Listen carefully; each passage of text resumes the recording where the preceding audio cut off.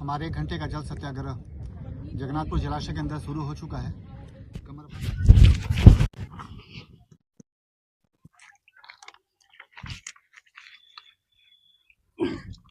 दोस्तों, मैं और जिशान जगन्नाथपुर जलाशय के बाहर खड़े हैं और हमारी आज की जो मुहिम है जगन्नाथपुर जलाशय को महान 3 कोयला खदान जो है उसके प्रभाव से बचाने के लिए, इसके अस्तित्व को बचाने के लिए आज हम इसकी परिक्रमा करेंगे। शुरुआत है, मैंने और जिशान ने जल को छूकर वंदन किया है और हम इसके चारों तरफ परिक्रमा करेंगे और उसके बाद 1 घंटे का जल सत्याग्रह करेंगे। हमारा यह मैसेज शासन को देने का है कि जगन्नाथपुर खुली खदान के कारण जगन्नाथपुर जलाशय का अस्तित्व खतरे में है, जो करीब 50 साल पुराना है और सैकड़ों लोगों के लिए जीवनदायिनी है। तो आप हमारे साथ मौके पर नहीं हैं, लेकिन वीडियो देखने के बाद आप अपने जगह से इसलिए प्रार्थना करें कि हमारी जो ये शुरुआत है यह कामयाब हो और जगन्नाथपुर जलाशय का अस्तित्व बचाया जा सके। साथियों, इंकलाब जिंदाबाद। अब इस देश में कोई भगत सिंह पैदा नहीं होगा, हम ही लोग को भगत सिंह बनना पड़ेगा। साथियों, आपको बताना चाहूंगा, ये 50 वर्ष पुराना जलाशय है जिसकी अस्तित्व खतरे में है और पुरखों का ये विरासत है, लेकिन ये ACCL रूपी डाइन जो है इसे भी खाने के लिए तैयार है। हमारे इस मुहिम में राकेश मित्तल जी, वरिष्ठ सामाजिक कार्यकर्ता, एक मुहिम चलाए हैं। आज ये कोशिश कर रहे हैं हम लोग ये पूरे जलाशय का परिक्रमा करके 1 घंटे का जल समाधि लेके इसको बचाने के लिए एक कोशिश कर रहे हैं और योगदान देने की कोशिश कर रहे हैं, एक छोटा सा प्रयास कर रहे हैं। जय हिंद, भारत माता की जय, इंकलाब जिंदाबाद।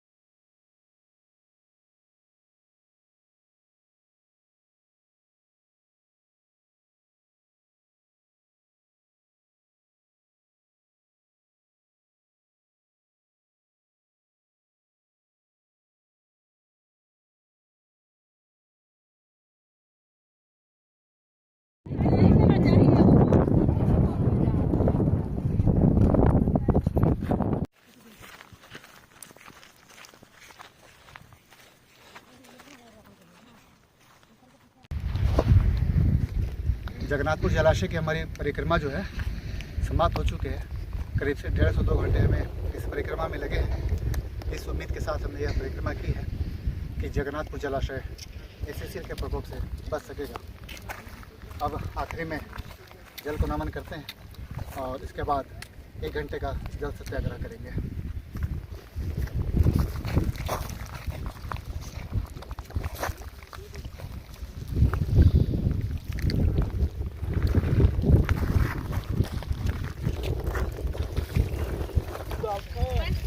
आप लोगों ने देखा कि अभी हमने जगन्नाथपुर जलाशय बचाने परिक्रमा की थी और अब हम 1 घंटे का जल सत्याग्रह करेंगे। 1 घंटे से ज़्यादा का समय भी हो सकता है, क्योंकि हमारी बातें सुनने प्रशासन की टीम है यहाँ पे और मेरे साथ देखिए आसपास के गांव के लोग भी हैं। परिक्रमा में भले हम कम लोग दिख रहे थे आपको, लेकिन जल सत्याग्रह के लिए बहुत सारे लोग इकट्ठे हैं और सभी मेरे साथ जल सत्याग्रह करेंगे ताकि ACCL से इस बांध को बचाया जा सके। तो आइए, चलिए मेरे साथ। चलो भैया।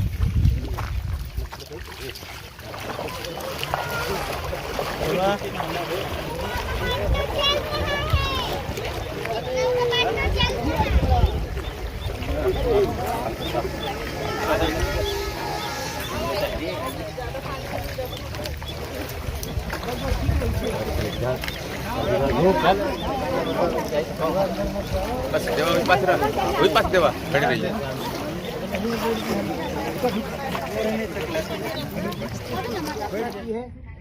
राकेश मित्तल जी और मैं और कुछ युवा साथी मिलके पूरे जलाशय का परिक्रमा किए हैं। लगभग 8 किलोमीटर का इसका पूरा क्षेत्र है और ये पूरा जलाशय जो है धीरे धीरे इसका अस्तित्व खत्म करने की। हमारे 1 घंटे का जल सत्याग्रह जगन्नाथपुर जलाशय के अंदर शुरू हो चुका है। कमर भर पानी में हम खड़े हैं और हमारी सुरक्षा के लिए भाई लोग भी हैं, पीछे पुलिस प्रशासन भी है, राजस्व विभाग की टीम भी है और साथ में बड़ी संख्या में ग्रामीण भी हैं। ये 1 घंटे तक चलेगा हमारा जल सत्याग्रह।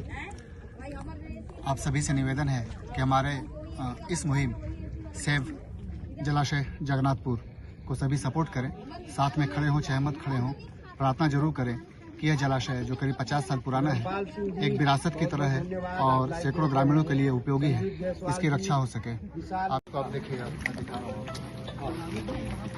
इसमें एक लेटर देखिए, इरिगेशन का एक लेटर है।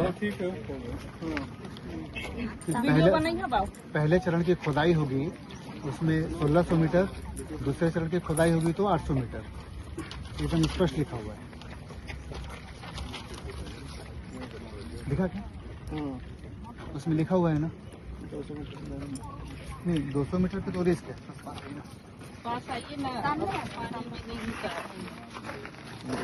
कितना पड़ जाएगा? ये तो बाल्टी दूसरे चरण से लगभग मार्किंग के आधार पे दूसरे चरण की खुदाई जो है 800 मीटर की दूरी पे होगी। ये किसने लिखा है? मुख्य अभियंता को लिखा है अधीक्षण अभियंता ने, ठीक है। तो ये ऐसे तो लिखेगा नहीं। जब गोगर नाला को लेके उसका चल रहा था, अनुमति की प्रक्रिया जब चल रही थी तो उस समय इसको लेके बात आई थी, ठीक है। तो उसमें ऐसी इरिगेशन के अधिकारियों ने जब एससीएल के अधिकारियों से बात की होगी, इनका ये नक्शा देखा होगा, उसमें स्पष्ट था कि पहले चरण की खुदाई 1600 मीटर दूर पे होगी तो दूसरे चरण की खुदाई 800 मीटर दूर पे होगी। इसका पालन एससीएल क्यों नहीं करती? ये तो रिकॉर्डेड चीज़ है। अब यहाँ पे देखिए, मेरे को 100-150 मीटर पे आ गया है, 200 मीटर पे आ गया। नपवा लीजिए ना, एक बार देख लीजिए नपवा के, इतना करीब, अब इतना करीब आ गया है और लिखित में एकदम स्पष्ट लिखा हुआ है कि 800 मीटर पे होगी। वही चीज़ है ना, इसमें कुछ फर्क हो तो बताइए। ठीक, वही चीज़ है, सेम चीज़ है। दूसरी चीज़ है हैवी ब्लास्टिंग। अब एससीएल वाले सोचते हैं कि ब्लास्टिंग से बांध को खतरा नहीं होगा। क्यों नहीं होगा? नहीं, ये पहले जो मैं ज्ञापन देता हूँ उसका मांगिए, ये वाला है, इसमें साइन कर देंगे, साइन किए नहीं है। ये हैवी ब्लास्टिंग है। आप विशेषज्ञ बुलाइए, ठीक है। कितनी दूर तक इनकी ब्लास्टिंग कितनी क्षमता की होनी चाहिए वो निर्धारित हो और उस हिसाब से ब्लास्टिंग हो, है ना। और हम लोग को जहाँ तक पता है, पहले जब अपन वो महान 2 वाला चल रहा था ना, सुबह भोर में और शाम को 2 समय होता है ब्लास्टिंग का, और रोड ब्लॉक करनी होती है, ठीक है। बहुत सारी चीज़ें हैं और कितनी क्वांटिटी में आप लोग टेक्निकल रोड में जो भी होता हुआ उसका कितनी ब्लास्टिंग करनी है, उन चीज़ों का पालन हो। दिन में तो ब्लास्टिंग का मैं कभी नहीं सुना हूँ, दिन में रूल है ही नहीं है। हम जो जानकारों से पूछे हैं, और 5 ब्लास्टिंग जो हम लोग के परिक्रमा के समय ही हो गया। अभी तो आप लोग खुद ही देखे होंगे, पूरा काला धुआं उड़ रहा था, तो सरासर उल्लंघन कर रहा, मतलब एकदम खुला छूट। तीसरा चीज़ जो बांध का खसरा वाला, ठीक है, 8 साल से है, आज से नहीं है, 8 साल से है। और 2021 में एसडीओ इरिगेशन ने एसडीओ मैडम को चिट्ठी भी लिखी थी, तो पत्र लगा हुआ है, उसके बाद भी नहीं सुधरा। एसडीओ ने एकदम स्पष्ट लिखा है कि फर्जी नामांतरण हुआ है। कमाल है, सुधर जाना चाहिए ना आज तक, ठीक है। चौथा पॉइंट आपका है ना। चौथा ये है, बांध से लगी हुई जमीनों का अधिग्रहण कैसे हो गया? वन पर्यावरण मंत्रालय बांध का अगर जिक्र करता है एससीएल अपने प्रोजेक्ट में, तो मेरे को नहीं लगता कि अनुमति देगा। तो बांध को सुरक्षित रखना है ना। जब बांध अधिग्रहण नहीं हुआ है तो इसको सुरक्षित रखने की जवाबदारी आपकी भी है, मेरी भी है, एससीएल की भी है कि नहीं है? तो ये जांच का विषय है कि मतलब करीब की जमीन अधिग्रहण कैसे होगी। और सुप्रीम कोर्ट का गाइडलाइन भी तो है, बांध से लगी हुई जमीन सुप्रीम कोर्ट का गाइडलाइन है कि जो प्राकृतिक जल स्रोत हैं या जलाशय हैं, इसको आपको नहीं छूना है। उसके बाद भी बताइए उल्लंघन कर रहा है ये, और ये चीज है मतलब। और इसका एक तो ये भी जांच करवाइए सर कि जो जलाशय का जो पानी का जो क्षमता था, वो पहले के वर्षों से अभी जब से करीब से खोदा तो ये तालाब ज्यादा सूखा है जलाशय। अभी स्टोरेज कितना है पिछले साल? स्टोरेज इस समय पे कितना है स्टोरेज उसका तो कितना भाई था? पूरा क्यूबिक मीटर में इनके पास पूरा रिकॉर्ड कितना रहता है लीटर पानी है इसमें? भाई। भरता है तब भी ये लोग पूरा जांच करते हैं और कम होता है तब भी जांच करते हैं। पूरा पैमाना है भाई। जल संसाधन के जो अधिकारी कर्मचारी हैं उनको इसी बात का वेतन मिलता है कि भाई ये जलाशय में कितना क्यूबिक मीटर पानी भरा, कितना में उसका क्षमता ज्यादा हो रहा है तो गांव को खाली कराएंगे, ये करेंगे, और कितना सूख रहा है तो सब जांच का विषय है। इरिगेशन अपनी टेक्निकल जवाबदारी नहीं चीज निभा है। रहा है। अब देखिए ना एक चीज, बिल्कुल नहीं निभा रहा अब ये जो है क्या बोलते हैं सड़क को लेके जो है ये खुद लिखा है इन्होंने ना।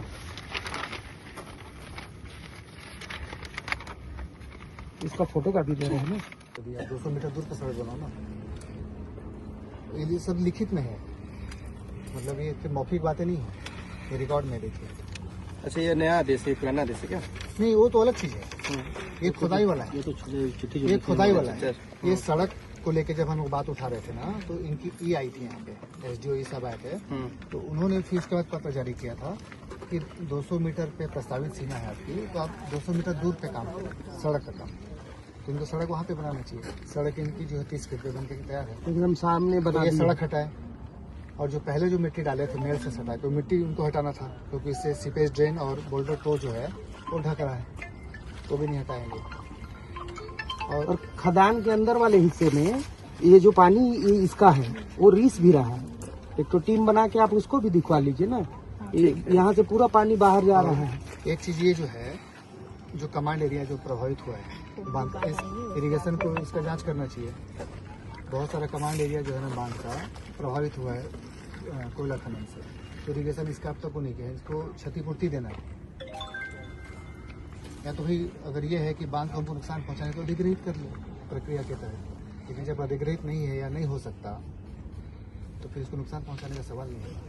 ठीक, तो ये जो पास में जो खुदाई हो रही है उसका क्या होगा? इसका जांच करा लेते हैं आप, है ना? हाँ, मैडम तो टीम बनाई थी तहसीलदार साहब का और एसडीओ सर का, हालांकि माली हड़ताल हो सकता है ना। पॉइंट नंबर 3 पे तो ज़्यादा सुधार चल ही रहा है इसका, है ना? और बाकी जो भी पॉइंट है आपका उसका अपन जांच ये कर लेते हैं। जो खदान वाली जो करीब वाली खुदाई वाली है ना, सबसे मस्ट ये है, कंटिन्यू देके चल ही रहा है, प्लास्टिक भी वो लगातार हो रहा है, खुदाई भी सब चल कुछ रहा हो है। रहा है। ऐसे में क्या है ना, सब कुछ इस बरसात में अगर बारिश ज्यादा हुआ तो खत्म हो जाएगा। हम बरसात में तो नुकसान एक ही हफ्ते बाद हम नुकसान जो है खदान में अंदर जाके बैठेंगे, बाधित करेंगे। हमारे साथ जो भी होगा देखा जाएगा। ठीक है, मतलब ये तय है। जांच करा देते हैं इस पर। हाँ भाई ये रिकॉर्ड सब चीज रिकॉर्डेड है मित्र जी, मतलब इसमें कहीं कुछ हो नहीं है। इरिगेशन ऐसे तो लिखेगा नहीं कोई भी चिट्ठी, जैसे 800 मीटर और 1600 मीटर वाली जो बात है ऐसे तो लिखेगा नहीं। उनकी तकनीकी टीम जांच की होगी तब ऐसा वो पत्र लिखे हैं, तब ऐसा और अपन भी वही बात कर रहे हैं जो उन्होंने पत्र में लिखा हम है। सिर्फ कागज की इसी बात का कर पालन करे ACCL, और उसका पालन नहीं कर रहा है तो ये कहीं ना कहीं धोखाधड़ी है। फिर FIR करवाएंगे इसके ऊपर हम लोग।